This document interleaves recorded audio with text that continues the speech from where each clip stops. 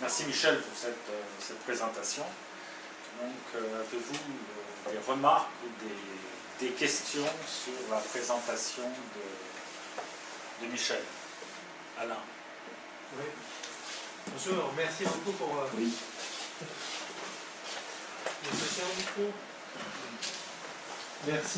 Merci beaucoup pour ce discours, cette présentation de Monseigneur de Masno. Deux petites questions. La première, c'est quelles sont vos sources? Est-ce que la correspondance, par exemple, a été publiée? Est-ce qu'elle est rassemblée dans une source imprimée? Vous avez consulté, j'imagine, les archives diocésaines de Marseille aussi? Oui, alors j'ai plutôt consulté des livres qui faisaient la synthèse de cela. Alors, toute la correspondance de Monseigneur de Masno est conservée aux archives diocésaines. Les archives départementales ont tout ce qui concerne l'œuvre de Monseigneur de Masno en tant qu'évêque. On a une documentation considérable. Alors, il y a quelques livres qui ont été écrits. Le plus accessible, le plus facile, il date du moment où Monseigneur de Masno a été canonisé. C'est Petite vie de Eugène de Masno. L'intérêt, c'est qu'il a été écrit par le cardinal Etchegaray. Donc, c'est un livre très intéressant. Autrement, le livre, pour connaître tout ce qui concerne Masno, c'est le livre de M. Leflon, qui a été écrit vers 1960. Eugène de Masno, évêque de Marseille, fondateur des Omis. Alors, je n'ai pas acheté. Quand j'ai fait ma conférence à Marseille, il y avait des oblats qui m'ont fait cadeau de ce livre, 3 tomes, presque 2000 pages. Alors, j'ai pas tout lu, j'ai lu du morceau, mais en fait, si vous voulez lire les 2000 pages, vous pouvez essayer. C'est une somme considérable. Il y a tout sur Monseigneur de Masno, pratiquement jour pour jour. Je pense qu'Alain lira, il a beaucoup de temps en fait. Il a beaucoup de temps libre. Et je pense qu'il lira les pages. J'ai une deuxième question. La politique de Monseigneur de Masno par rapport aux pénitents, ils ont été évoqués à un moment donné concernant l'incident à Marseille. Est-ce que vous avez quelques renseignements là-dessus? Eh bien, les pénitents, il était assez favorable, assez sympathique envers les pénitents, parce que finalement, les pénitents, qu'est-ce que c'est? C'est l'expression de la piété populaire. Les pénitents à Marseille, à cette époque-là, c'était vraiment des gens du peuple. Et donc, Monseigneur de Masno encourageait les pénitents. Bon, bien sûr, il leur reprochait parfois de ne pas avoir une spiritualité vraiment approfondie. D'autre part, Monseigneur de Masno n'aimait pas certains aspects extérieurs de la piété, comme la procession du veau gras au moment de la fête Dieu. Il n'aimait pas beaucoup cela. En fait, il s'en accommodait en essayant d'effacer tout ce qui était un peu trop exagéré pour lui. Mais donc, il encourageait les pénitents à continuer leur œuvre. Alors, si je peux me permettre, Alain, Michel a cité les pénitents, il a également cité les portefaix. Alors, les portefaix, je ne sais pas si tout le monde sait ce que sont les oui, dans les incidents du 15 août, les portefaix, disons, ce sont ceux qui portaient les charges, c'est-à-dire les dockers de l'époque, les employés du port. Et les dockers étaient très très catholiques. Ils avaient une église. Sur le port, ils avaient une église. Il y a une vie spirituelle au travers le métier des portefaix très importante. C'était très populaire, très religieux, très légitimiste, faut le dire. Et les portefaix vont disparaître avec justement la mise en place, le début de la mise en place sous Napoléon III des dockers, des docks.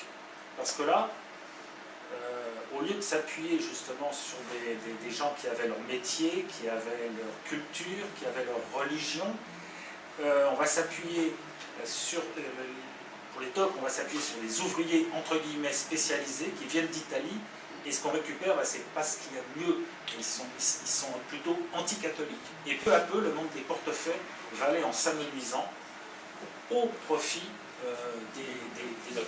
Voilà, c'est très bien, c'est ça. Oui? Alors, moi, la question que je voulais poser, donc Monseigneur de Masneau était royaliste. Ce que je voudrais savoir, c'est a-t-il développé en fait la cohérence qu'il y a entre être catholique et royaliste? Et si oui, de quelle façon? Pour lui, ça allait de soi. Ça allait de soi d'être à la fois catholique et royaliste. Donc, il n'a pas forcément écrit là-dessus.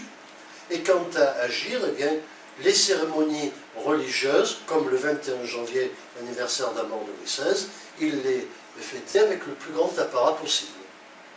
Et puis, il entretenait de bonnes relations avec les chefs du parti légitimiste, mais sans s'impliquer directement.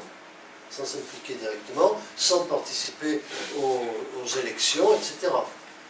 Mais enfin, ce n'était un secret pour personne, et donc c'est pour cela que les libéraux, républicains ou même orléanistes étaient très mécontents de lui. Même s'il eut de bonnes relations au début avec Napoléon III, les bonapartistes le soupçonnaient de n'apprécier Napoléon III que par intérêt. Ce qui n'était pas faux, parce que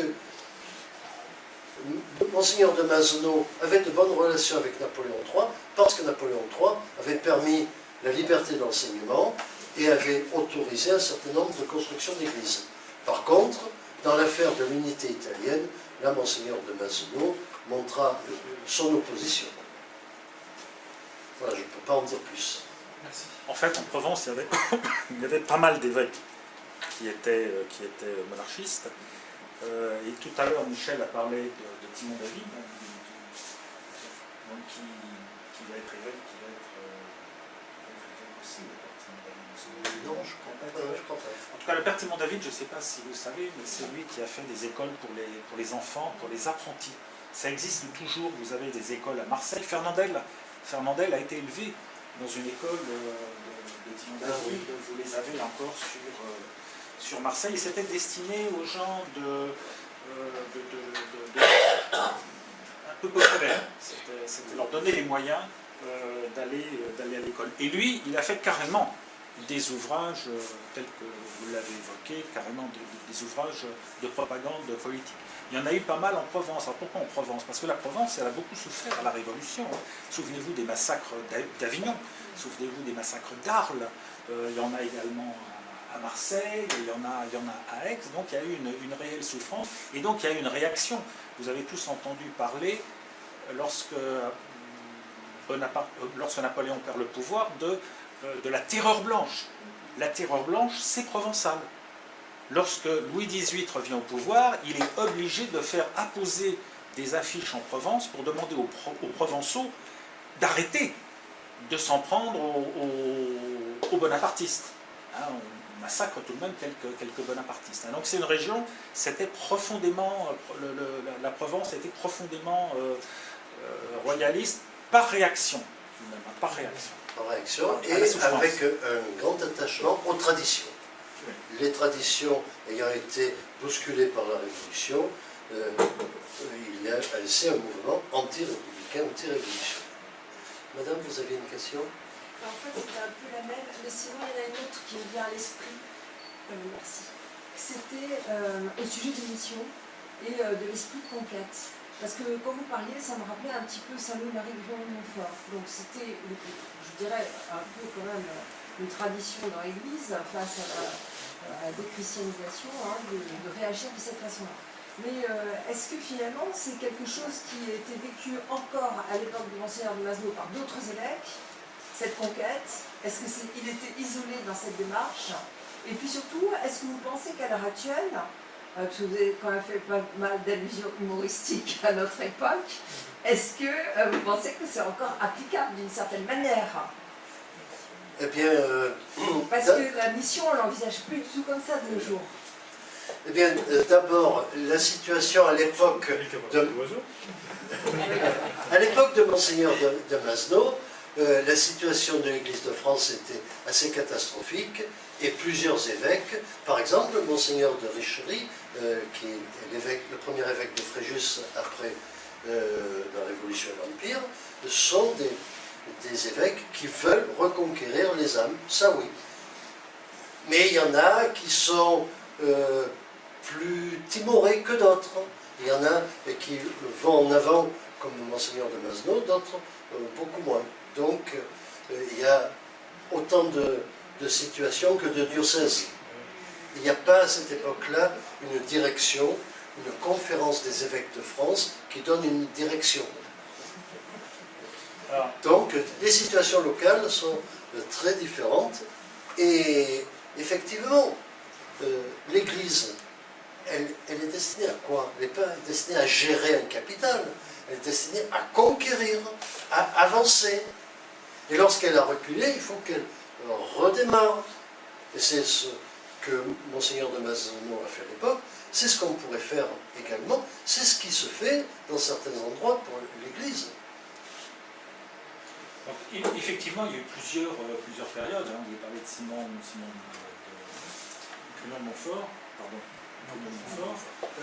Au moment de la contre-réforme, au moment de la contre-réforme, il y a un élan missionnaire exceptionnel qui va porter ses fruits. Et là, au XIXe siècle, l'effort missionnaire des catholiques va porter ses fruits. Tellement de fruits qu'on aura des prêtres, je ne dirais pas à plus savoir qu'en faire, mais tellement de prêtres qu'on va les envoyer dans les colonies de mission. Tellement il y en a. Et le Valais, au-dessus de Nice, de Latinée, je crois que dans la vallée, ils avaient fait une quarantaine de prêtres dans la vallée. C'était exceptionnel. Donc ça a vraiment porté ses fruits, c'est un mouvement de réaction pour rebondir. C'est la preuve qu'on peut rebondir. À la limite, je dirais qu'en religion, tout désespoir est une sottise absolue. Hein, c'est la preuve qu'on peut rebondir, c'est une question de volonté et d'exemplarité. Il utilise des moyens, je dirais, sains, hein, la visibilité, s'adresser aux pauvres, utiliser leur langage, faire des œuvres, soutien aux œuvres. Vous avez entendu les différentes œuvres, hein, il soutient pas mal d'œuvres, donc ça a marché. Par contre, ça s'est délité, ça a commencé à se déliter après la Première Guerre mondiale, à tel point que sous le régime de Vichy, il y a un évêque dont j'ai malheureusement oublié le nom, qui va relancer les missions. Il va y avoir un très bel élan missionnaire sous le régime de Vichy. Parce qu'il y a eu un livre qui s'appelait La France, terre de mission, à cette époque-là. Et c'est là, sous le régime de Vichy, qu'on va lancer les prêtres ouvriers. Les prêtres ouvriers ne sont pas une œuvre du Parti communiste français, c'est une œuvre du clergé qui soutient Vichy. D'ailleurs, il va y avoir des ennuis à la Libération.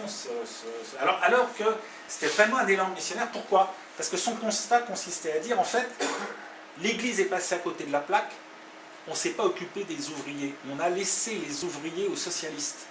Donc, il faut aller dans le monde ouvrier. L'Église n'avait pas bien vu la montée en puissance du monde ouvrier. Et il y avait une sorte de culpabilisation, et il y a eu ce mouvement missionnaire, dont le plus visible après, ça a été les prêtres ouvriers, avec un certain nombre d'échecs, mais il y a eu ce mouvement. Mais en tout cas, qui est lié à un complexe, hein, de l'Église vis-à-vis du monde ouvrier. Que l'Église ne va pas réussir, à percer le monde ouvrier. Mais en tout cas, en dehors de cela, si on regarde l'ensemble de la société française, jusque dans les années 1960, c'est une société profondément chrétienne. Il y a 85% des Français qui sont baptisés, les 2/3 des jeunes qui font leur première communion, etc. Du moins, les marques extérieures du christianisme sont visibles et sont appliquées par l'énorme majorité de la société française, mais avec des différences. Il y a un chanoine Boulard, qui a publié en 1847 une carte de la pratique religieuse en France, et qui montre qu'il y a des zones de très grandes pratiques religieuses et des zones presque désertes. Le bassin parisien, c'est un désert spirituel. Par contre, la Bretagne, le Pays Basque, le sud du Massif central est profondément marqué par le catholicisme. Ce sont des régions de vieille tradition catholique. Et oui. Tandis qu'autour de Paris s'est développée la couronne, la banlieue rouge, et là, effectivement, l'église est absente. Elle va essayer de faire la conquête, mais ça va être... l'expérience va être arrêtée. Ça correspond aussi à la géographie des prêtres jureurs et non-jureurs au moment de la Révolution. Et en tout cas, il y a un livre qui vient de paraître tout récemment, Comment notre monde a cessé d'être chrétien, par un historien qui s'appelle Guillaume Cuchet, qui analyse tout cela.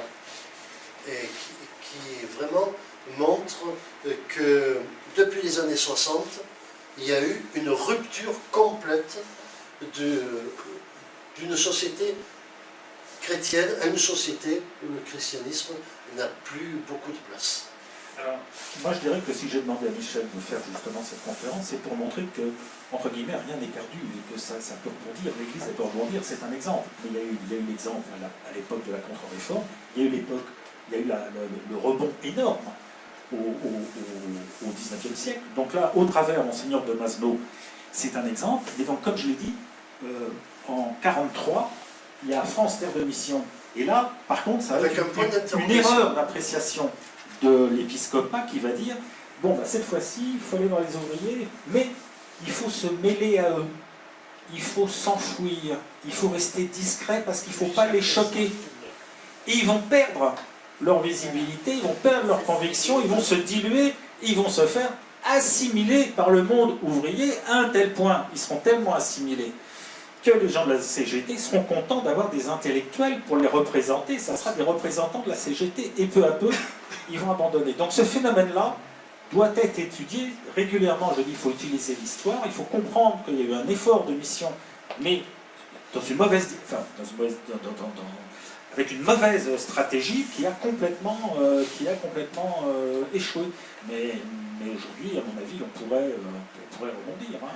Il n'y a pas de raison, parce que l'Église, au moment de la contre-réforme, elle est tout de même drôlement esquintée. Et au XIXe siècle, après la Révolution française, vous imaginez, il n'y a plus d'Église.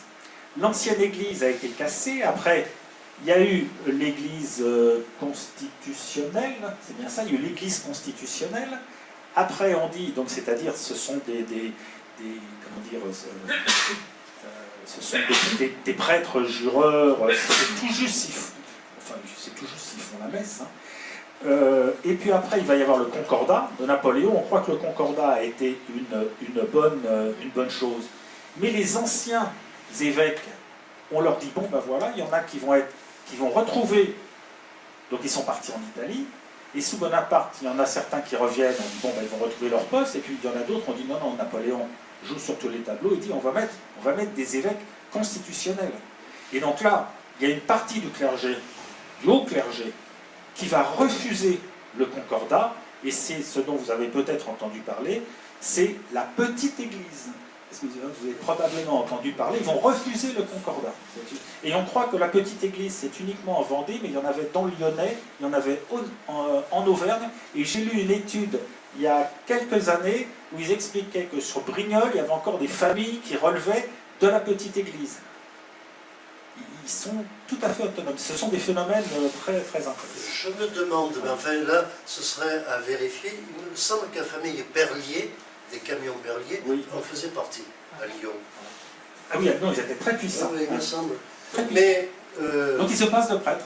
Voilà. Mais d'autre part, il y a aussi... L'abbé Loiseau, vous voyez... mais il y a aussi le fait que l'Église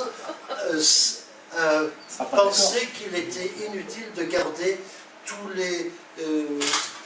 les objets, toutes les fioritures, toutes les décorations, que finalement les gens étaient attachés à quelques images, alors qu'il fallait une foi intense, plus intellectuelle.